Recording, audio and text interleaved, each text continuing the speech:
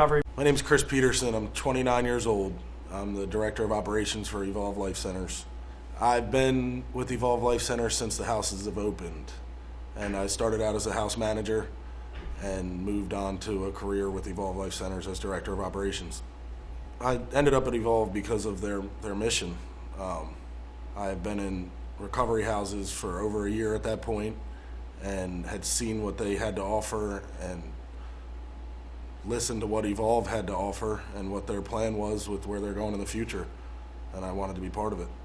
I started out with a normal family. I mean, I loved acceptance, all that, and was an athlete, was a University of Maryland recruit, played football, and somewhere along the line I veered off that path of college and everything else that was originally the plan and important kind of went to the wayside to drugs.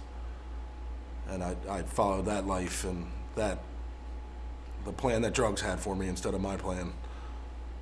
When I was a teenager, in school, I was always a partier. I went out with all the older kids. I partied, I drank, I did everything that I guess normal teens do, but I started breaking bones and started getting prescribed prescription painkillers, and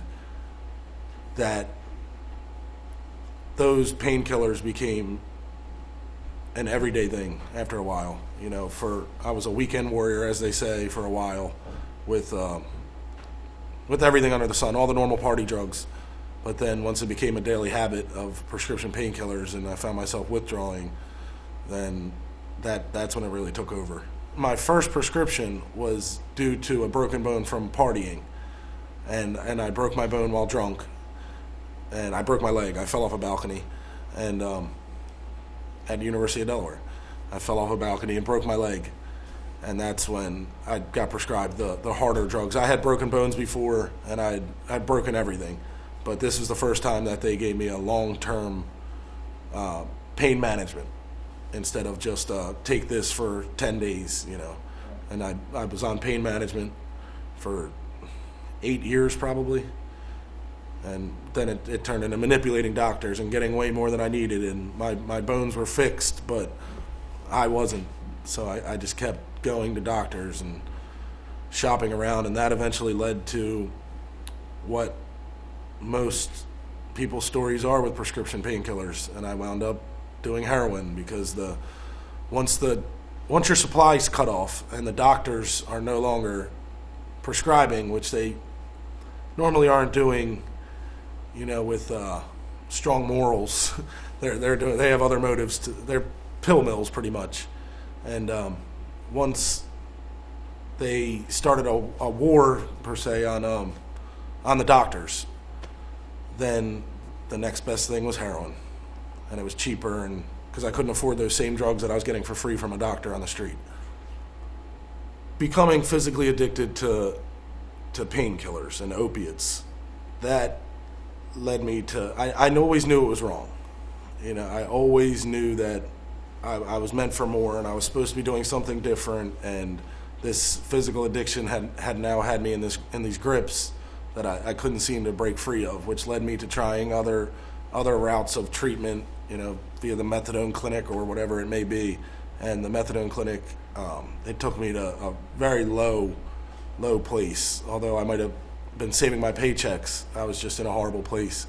And then to get off of the methadone, because I didn't know any other way, that's when I went back to my drug of choice, and that led me to heroin. But what man, heroin and all the drugs really, but heroin really, it brought me to my knees. At one point I had lost my son, who now is my world, but at that point, heroin was. And I had lost my son. I had no contact with my family.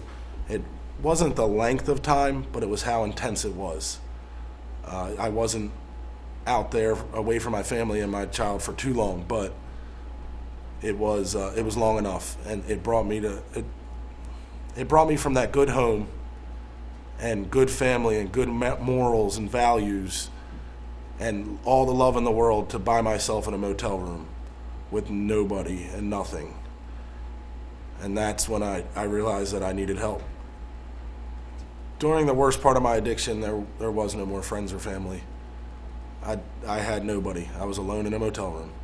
But in that process, it tore my family apart. My mom, she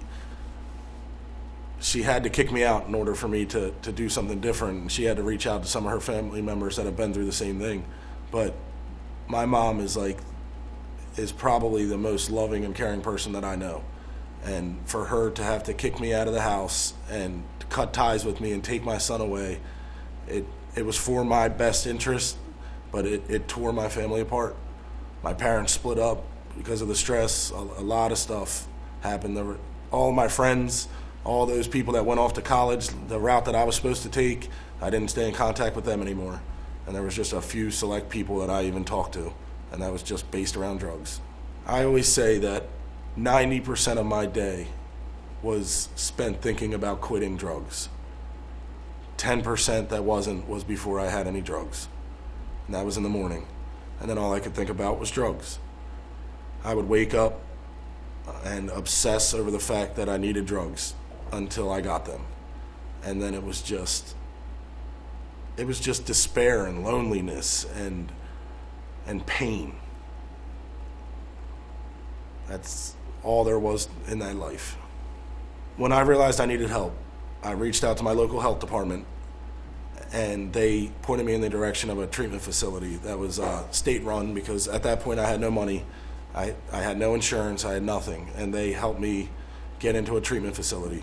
And in that treatment facility, they told me some key suggestions, one being a recovery house or a halfway house. And I was just ready. I was so pained up at that point that I was willing and ready to do whatever they told me to do. So I switched areas. I got rid of the cell phone. I got rid of everybody that I was in contact with at that point. I cut off and I left my area, and I came down to this area to find a better way of life, because they told me it was here and told me this is what I needed to do, so this is what I did. The pain of using almost left immediately as soon as, because the type of drug that I was on, I needed to detox off of it. And when I went into treatment, all of my raw emotions came back. Everything that I was supposed to feel over those years came back, and while in treatment, I was a basket case. And that's part of the reason why I was willing to do something different and take some suggestions and go to a recovery house in a new area after treatment. But I'd say that the physical pain of the withdrawal took about 2 weeks. And then as soon as I got into this new area, this new way of life, got plugged in a program, and with the people in my recovery house, it was just, that pain of using was gone. And I saw every single day that there was a new way of life, and all I had to do was just do what they told me to do, and things would be okay.